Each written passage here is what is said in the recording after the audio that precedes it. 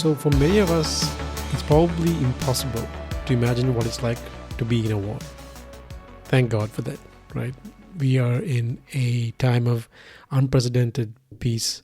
Yes, I am well aware of the catastrophes and calamities that are ongoing right now.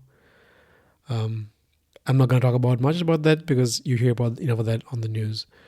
But be that as it may, it is still probably the best time to have ever have lived in. And most of us don't really know what it's like to be in a war. Even though I grew up in close proximity to one most of my life, pretty dangerous. But I was never in the front, so I never know what it's like to be actually in the front with the blood and the bone and steel and fire.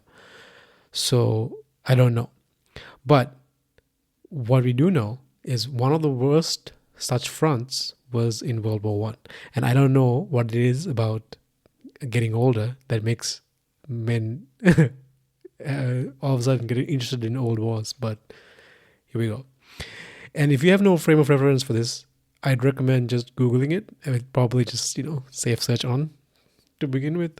But the point is, it was reportedly as bad as you could possibly imagine, right? Just pits full of blood, sweat, limbs, tears, bullet holes for months and months and months, right? Just day upon day of rain, cold, fear, your closest friends dying next to you. Yeah. Just imagine bad. It's hard. It really is hard for someone like me, or I guess even like you, to imagine how bad, how miserable of a situation, how terribly pointless and painful life can be. It's hard to imagine the depths to which you could plow in such pain. But anyway, one of the most curious and arguably the only feels good man moments of the war, except perhaps when it ended, was this phenomenon of this Christmas truce. So on Christmas of 1914, British and German troops engaged in an informal truce. They sort of just walked over. So, basically there are these two trenches, right? Two sides fighting. And in the middle, it's just this area of just bullet holes and, artillery explosions and just no man's land. It's called no man's land, where you can't exactly walk. And on the Christmas day, or Christmas Eve, both sides just started walking over no man's land. They traded gifts, told stories, shared smokes. And here's a report from one of the captains. It says, here goes. Friday. This is a journal entry, I think. Yeah, it's a journal entry. Friday. We are having the most extraordinary Christmas day imaginable. A sort of unarranged and quite unauthorized but perfectly understood and scrupulously observed truce exists between us and our friends in the front. The funny thing is, it only seems to exist in this part of the battle line. On our right and left, we can all hear them firing away as cheerfully as ever. The thing started last night, a bitter, cold night with white frost. Soon after dusk, when the Germans started shouting, "Merry Christmas, Englishmen," to us. Of course, our fellows shouted back, and presently large numbers of both sides had left their trenches, unarmed, and met in the debatable, shot-riddled no man's land between the lines. Here, the agreement, all on their own, came to be made that we should not fire at each other until after midnight tonight. The men were fraternizing in the middle. We naturally did not allow them too close to our line, and swapped cigarettes and lies in the utmost good fellowship. Not a shot was fired all night. Okay, so now if you're anything like me, you're wondering, would this have not been the perfect opportunity for one of the sides to take advantage of the situation? Yes, I am a shit person. But it's a reasonable thing to think. So basically, both sides had a choice, right? Shoot or don't shoot. So imagine yourself as the British. You want to reason. You want to, you're like, you're in this trench. You're in this like little hole. You're like, man, should I pop my head up there and like see what's going on? And you want to reason about what you should do. So what you would do is you would reason about what the actions of the enemy German soldier sitting there might be, right? What would he do? So there are two outcomes, right? So they could come out guns blazing, in which case you get a disappointment sandwich, or they could come out waving their hands, in which case you could totally crush them and go home to see your family. So weirdly, no matter what the German decides to do, you should probably come out locked and loaded and just like, empty a few rounds in this guy. Similarly, the Germans sitting in their trenches reason the same way.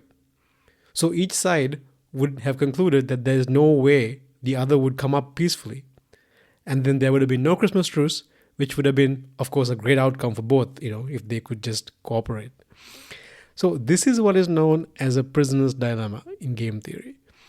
Each side would reason their way into being an asshole, basically. That's what happened. But that's not what happened. Indeed, it turns out that in situations where the game is played over many rounds, there is a better way to behave that gets the person behaving, in this way, the best outcome in the long run.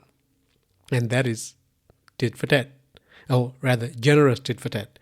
So this person behaving in this generous tit-for-tat way has some very simple behaviors, right? So basically what happens is they're nice.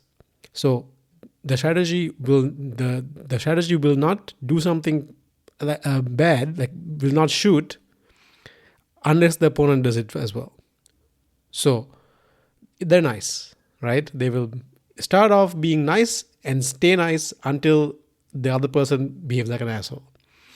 So they are nice and they also retaliate. So if they decided not to shoot and the other guy shoots, they will retaliate back, right? So it should be known, the other guy should know that this guy will retaliate if they behave wrongly, right? So there's two things. They're nice and they will retaliate. And the third thing is they're forgiving. People make mistakes, right? Like there are miscommunications. There maybe the guy didn't hear me calling over the trench, like, hey man, I'm coming up, don't shoot me. Like, it's like there are things that happen. So they're also forgiving. So they're like, they will let one or two things slide before they retaliate, just in case there was some miscommunication or something, something terrible and random happened. So this prevents a ongoing cycle of retaliation and vengeance, and then no one gets anywhere. And finally, this person has to behave in a non-envious way. So the strategy should just not always be striving to get more than the opponent, right? It's not the case that you lose and they win, right? So it's looking for a mutually beneficial situation. So non-envious. So to me, now these rules were derived from a computer simulation, but it seems like this is something close to what these soldiers were doing, that resulted in this better outcome for everybody. Anyways, I hope that this Christmas, even if you're not one to ask, what would Jesus do? You could ask, what would generous tit-for-tat do?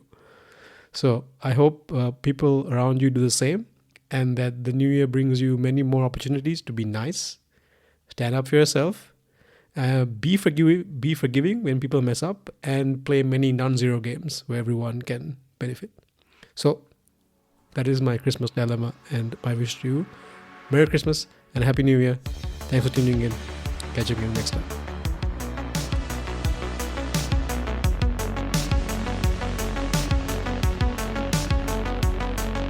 This has been a One Deeper podcast. Thanks for joining, and I hope you learned something. Catch you again next time.